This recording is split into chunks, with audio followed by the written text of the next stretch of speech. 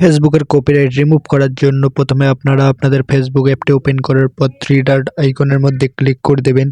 Click করে দেওয়ার পর নিচের মধ্যে আসবেন, আসার পর এখানে আমি যেটা দেখাচ্ছি হেল্প অ্যান্ড সাপোর্ট এই অপশনের মধ্যে ক্লিক করে দেবেন।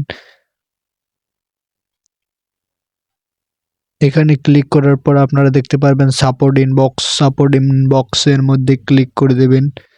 এখানে ক্লিক করে দেওয়ার পর আপনাদের এরকম একটি ইন্টারফেস আসবে। ইওর অ্যালার্টস এই অপশনের মধ্যে ক্লিক করলে আপনারা দেখতে পারবেন আপনার কতগুলো কপিরাইট আসছে। দেখতে পারছেন আমার এখানে একটি কপিরাইট এসেছে। আমি এখন এটা রিমুভ করে দেখাবো। রিমুভ করার জন্য প্রথমে এই অপশনের মধ্যে ক্লিক করবেন, ভিডিওটার উপরে একটি ক্লিক করে দেবেন। তো আমি ক্লিক করে দিচ্ছি। ক্লিক করে দেওয়ার পরে এরকম একটি ইন্টারফেস আসবে। আসার পর স্ক্রল ডাউন করে নিচে আসবেন। নিচে আসার পর এখানে কন্টিনিউ অপশনে ক্লিক করবেন, করার পর আবার কন্টিনিউতে ক্লিক করবেন। এখানে ৩টি অপশন দেখতে পাচ্ছেন। এই ৩টির মধ্যে আপনি চাইলে যেকোনো একটি করতে পারেন, কিন্তু আমি সাজেস্ট করব রিমুভ ভিডিও এই অপশনের মধ্যে ক্লিক করে দেবেন। ক্লিক করে দেওয়ার পর কন্টিনিউ অপশনের মধ্যে ক্লিক করে দেবেন।